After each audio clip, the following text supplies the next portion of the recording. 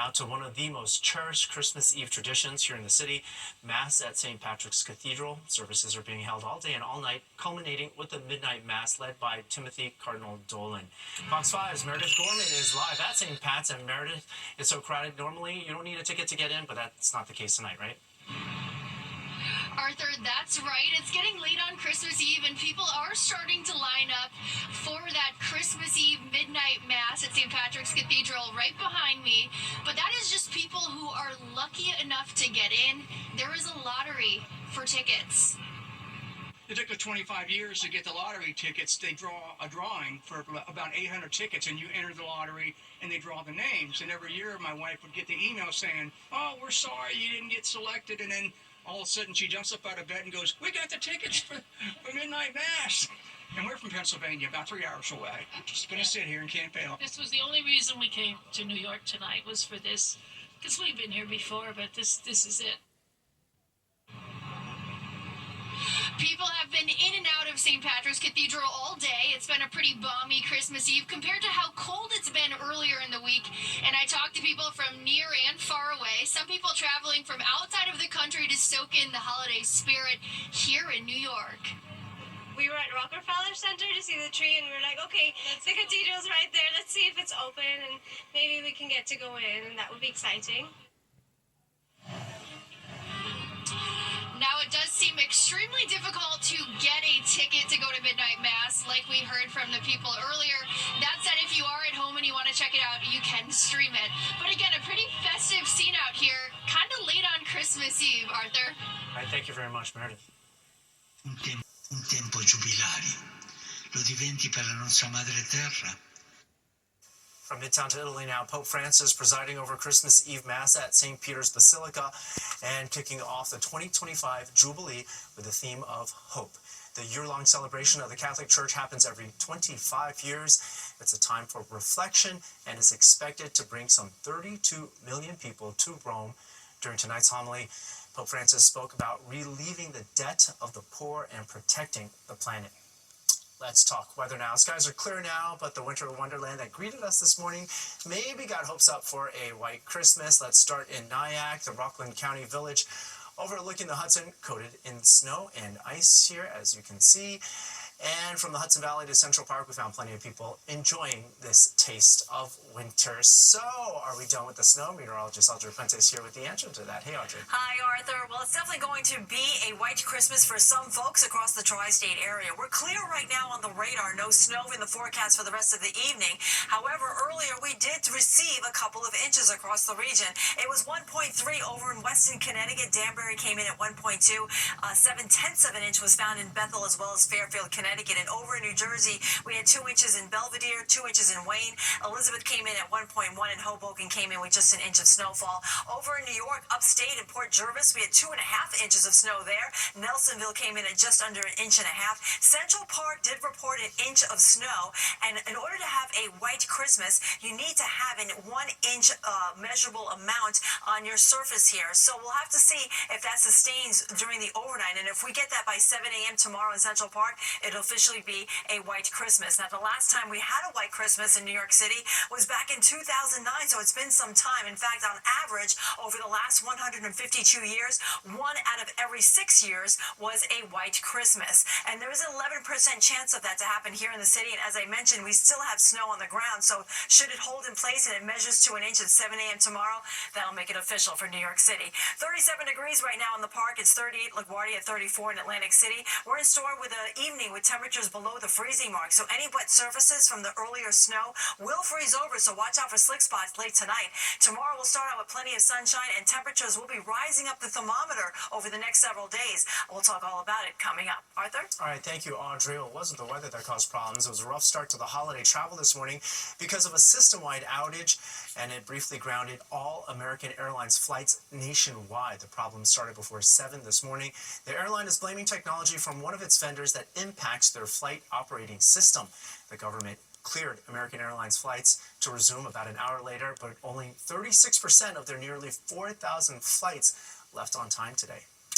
And from planes to trains, Amtrak announced this morning that all service between New York and Philadelphia has been fully restored. This comes 2 days after suspending service due to downed overhead wires. Some trains resumed with delays on Monday, others were canceled. Amtrak service disruptions in and out of Penn Station in particular have been a reoccurring theme since summer. And as if on cue, we are following breaking news right now. PATH train service is suspended on the Journal Square Hoboken 33rd Street line. Officials are reporting a power outage of the third rail due to smoke between the Christopher Street and 9th Street stations. We're going to bring you any updates as they happen during this newscast. The Mega Millions jackpot has climbed to an estimated $1 billion for tonight's Christmas Eve drawing. It is the 7th largest prize in game history with a cash value of $448.8 million. If someone does win tonight, it would be the largest ever jackpot in December. New Yorkers we spoke with know the odds are long, but are praying for luck. This would be like you say like a Christmas gift for anyone who wins. We are looking to win that ticket, and if we win, not only is this guy going with us, but where are we going? To Italy, the Amalfi Coast. Hopefully they can see the Pope too for that price. Stay tuned, the next drawing is tonight at 11. The man accused of more Starbucks baristas joined picket lines across the U.S. today, including here in New York. The union says Starbucks is backtracking on its commitment to resolve pay wage demands by the end of this year. Starbucks says it has offered annual wage increases of 1.5%. It says the company is ready to resume negotiations when the union gets back to the table. This was the last day of the strike. Employees say they will return to work in the morning. Tomorrow, something is going to happen that we haven't seen in nearly 2 decades. Christmas and the first night of Hanukkah are falling on the same day, which, as Fox 5's Jody Goldberg reports, is causing quite the dining dilemma for Jewish New Yorkers. Will it be latkes or lo mein? That's the question on the minds of many as Hanukkah falls on the same day as Christmas this year, and Chinese restaurants are among the select few cuisines open for consideration. I'm going to have latkes. Next year I'll do the Chinese food. Tonight, Chinese food, and tomorrow night, latkes. Some have it all figured out, while others are still debating between the different delicacies. Ben's Kosher Deli is open on both holidays, and since they coincide, With it being Hanukkah and Christmas at the same time, today and tomorrow are becoming the bigger days. people are coming in and buying a lot of latkes. 4 dozen muffins. And a lot of other things too. We've been selling a lot of hot dogs, a lot of pastrami, and a lot of the ribeyes. $17.91. Okay, so this is the first time Hanukkah landed on Christmas in the past 20 years, and it's not going to happen for another 10. So here's the deal. What's better, latkes or Chinese? Which would you choose? Chinese. No, latkes. Chinese theme day. Latkes. I'd probably go with the Chinese food. Kitchen, may I help you? William Pang, owner of Yum Yum Kitchen, is confident his customers will stay consistent this year. Christmas is busy every year. And for those celebrating both, My dad's Catholic, my mom's Jewish. whichever you choose, We have both, so we'll all be happy all around. here's to a merry or happy Christmaka. On Long Island, Jody Goldberg, Fox 5 News. And somehow she's still skinny. All right, he's making his list and he's checking it twice. When we come back, we're going to look at how NORAD is tracking Santa. This is a live look right now at jolly old St. Nick as he makes his rounds on Christmas Eve. We'll check back with him after this break, but first we've got a message from our troops.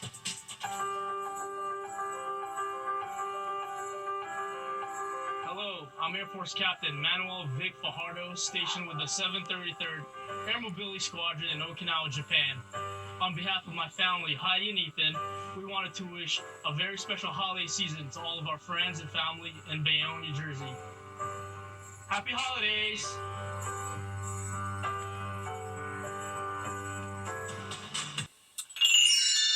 Santa Claus is literally coming to town, making his way up the eastern seaboard right now. How do we know? Because this is a live look at NORAD's Santa Tracker, where you can see him and his reindeer delivering presents around the world. This is the 69th Christmas Eve that NORAD has been tracking Santa's sleigh. He knows about it, I'm sure.